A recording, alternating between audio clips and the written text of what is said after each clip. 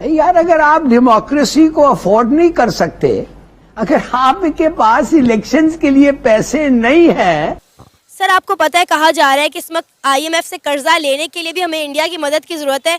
वो तुम्हें धुतकार रहा है, ये अजीम बुलंदियां, कामयाबियां, फलाना। हमें डायलॉगबाजी ने मरवाया है बहुत। एक्सपोर्ट बढ़ाओ, एक्सपोर्ट बढ़ाओ। लोग ये पूछते हैं भाई पाकिस्तान के पास इस टाइम एक्सपोर्ट के लिए है क्या?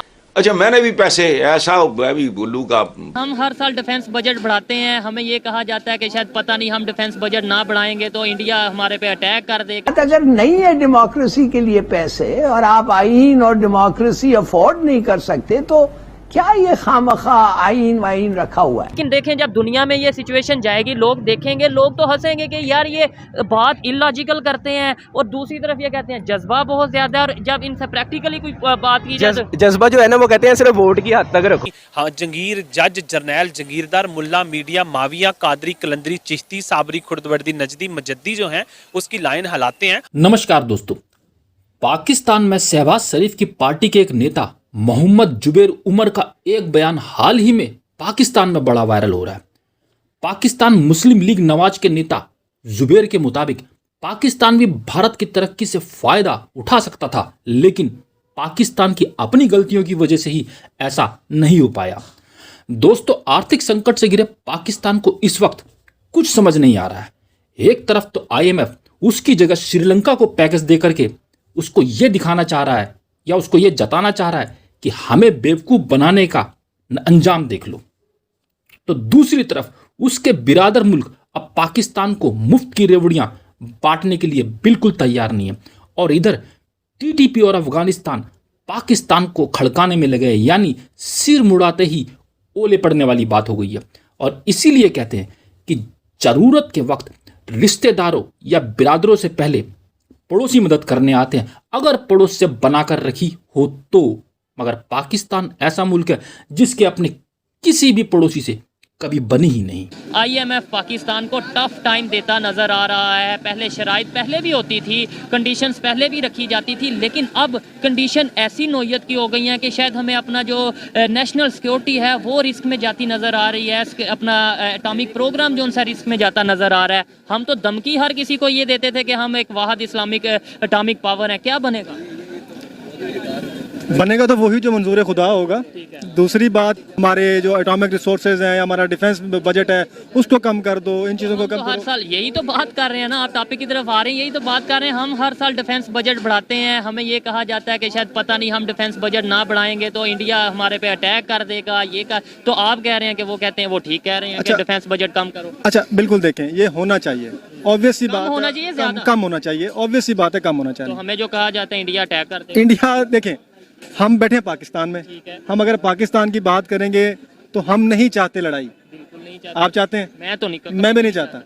और आप देख लें इंडिया की, अगर आप नॉर्मल या एक इंसान से पूछेंगे ना तो वो भी आपको यही कहेगा कि भाई हम लड़ाई नहीं चाहते। बिल्कुल, मैं एग्री करता हूं। लड़ाई की जरूरत नहीं है। तो फिर हमें डराया क्यों जाता है? डराया इसलिए जाता है कि डर, कोई भी काम या कोई भी चीज आपने बेचनी है ना, बेसिकली अगर आप एक कामयाब बिजनेसमैन को देखेंगे ना, उसके पीछे का क्राइटेरिया देखेंगे आप, तो वो एक डर होगा। ऐसे ही है, बिल्कुल। वो जब तक हमने क्या खाना है, कौन सा टूथपेस्ट यूज कर रहे हैं, कौन से कपड़े पहनने हैं, वो एक बिजनेसमैन डिसाइड करता है, हम नहीं करते हैं। ठीक है। हमें पहले डराएंगे, अगर हम ये वाला टूथपेस्ट नहीं इस्तेमाल करेंगे दांतों को कीड़ा लग जाएगा, ये हम भाग के वो ले आते हैं। ऐसे इसका मतलब है हमने किस कंट्री से मोहब्बत करनी है, किससे नफरत करनी है, किसको दुश्मन मानना है, ये हमें बताया जाता है, हमारे माइंड में नहीं होता। हमारे माइंड में बिल्कुल नहीं है। हमारा दुश्मन कौन है आप बताएं। आप मुझे कह देंगे कि मैं आपका दुश्मन हूं, आप मुझे पहली दफा मिल रहे हैं आज। बिल्कुल, मैं ऐसे नहीं कहूंगा। सर देखें, एक बात होती है कि जब इंसान की जेब स्ट्रांग होती है ना, तो उस टाइम हम किसी को आंखें दिखाते हुए अच्छे भी लगते हैं। एक वो कहते हैं पंजाबी में, एक छोटी सी मिसाल मैं आपको दे दूं कि घर खाण नूं दाने कोई नहीं ते पुत्त बाहर लड़ाइयां करता फिरदा है। ठीक है,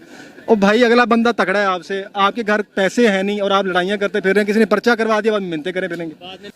सर आपको पता है कहा जा रहा है कि इस वक्त IMF से कर्जा लेने के लिए भी हमें इंडिया की मदद की जरूरत है, क्योंकि IMF हमें इतनी सख्त शराइत के बावजूद भी कर्जा नहीं दे रहा। मसला ये है कि फॉरेन पॉलिसी इसी के ऊपर होती है। जब हम दूसरे मुल्कों के अंदर जाते हैं, उनको कहते हैं कि अगर IMF के नुमाइंदे आपसे हमायत मांगे तो आप हमारे हक में वोट दें और आप हमारी इन द आई थिंक आप इनडायरेक्टली आप ये कहें कि हमारी ज़मानत दें, लेकिन वहाँ पे इंडिया जाके रिस्ट्रिक्शंस क्रिएट करता है। इंडिया उनको मना करता है कि पाकिस्तान जो है वो अपने शहरियों को प्रॉपर तरीके से प्रोटेक्शन नहीं दे रही, अगर आप इनकी ज़मानत देंगे तो डेफिनेटली आप भी कंट्रोवर्शियल होंगे। तो मैं समझता हूँ अगर इंडिया के और पाकिस्तान के मफादात और इनकी तो आई थिंक बातचीत जो है वो बेहतर होगी, तो इंडिया जो है वो आई थिंक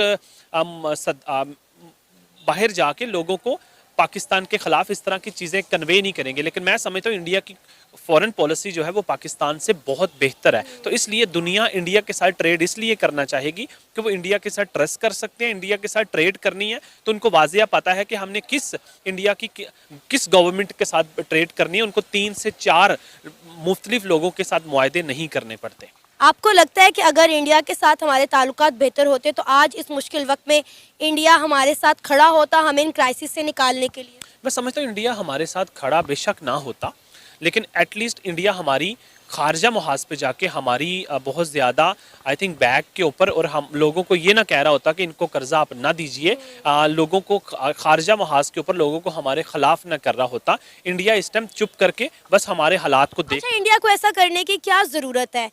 मतलब उनके पास किस चीज़ की कमी है वो जो पाकिस्तान को डिग्रेड करने के लिए या पाकिस्तान को तबाह करने के लिए कोई ऐसी हरकत क्यों करेंगे? मैं समझता हूँ कि आपकी ये बात बिल्कुल हक बजानब है कि आप कह रहे हैं कि इंडिया इतना आगे जा चुका है। शरीफ ने कहा है कि पाकिस्तान का मुकद्दर अजीम कामयाबियां और बुलंदियां हासिल करना है। यार ये छोड़ो, मुल्क संभालो तो पता नहीं क्या पुकारो, तो पीली टैक्सियां तो सस्ते तनूर, ये डायलॉगबाजी ये सारी। लोगों को आटा दे रहे हैं। अंदाजा लगाओ, बुनियादी तरीन ज़रूरियात ज़िंदगी में से एक चीज़ है, ऑक्सीजन होती है, पानी होता है, उसके बाद भूख होती है, आटा। खुदा का खौफ करो। IMF मुंह नहीं लगा रहा, वो कहते हैं कैसे तुमने खबरदार पेट्रोल सब्सिडी हमसे मशवरा क्यों नहीं किया है, क्या ये हालत। और ये अजीम बुलंदियां फलाना, फिल्मी जुमले हैं, जो मर्जी कर लो। पाकिस्तान की बुलंदी, और 75 साल के बाद कहां खड़े हो आज? एक इस मुल्क का गैर मुतनाज़ा हीरो, उस पर पता नहीं 85 या 95 पर्चे कर चुके हो। 100 से ज्यादा लोगों को खाने को नहीं मिल रहा, महंगाई कंट्रोल नहीं हो रही। अच्छा चलो 100 से ज्यादा हो गए, अब 200 भी हो जाए, क्या फर्क पड़ता है। लेकिन किस बात का जश्न मना रहे हो? मुल्क बुरी तरह कर्जों की दलदल में। IMF एक छोटा सा चबल सा इदारा, UN का ये मेरा ख्याल, वो तुम्हें धुतकार रहा है, ये अजीम बुलंदियां, कामयाबियां, फलाना। हमें डायलॉगबाजी ने मरवाया है बहुत। पाकिस्तान का किला 50-60 मुल्क ने मुसलमान, एक कल्ला ही किला है, ये डायलॉगबाजी है।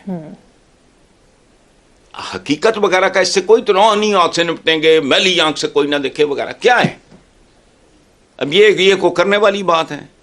ये अपना खामोशी से, धीरज से जश्न मनाओ, जो करना है करो, पर जश्न मनाना भी आई डोंट नो।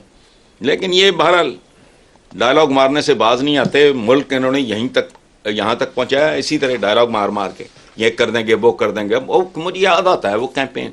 अच्छा मैंने भी पैसे ऐसा, मैं भी उल्लू का पठा चरखा, उल्लू का पठा वैसे गाली नहीं है, ये ज़हन में रखना, कोई पता नहीं कहेंगे जी अपने यहाँ वो गालियाँ देना। पठा कहते हैं या वो जो शागिर्द होता है या वो जो मसल होता है, तो उल्लू का होना, उल्लू दानिश की निशानी है वेस्ट में।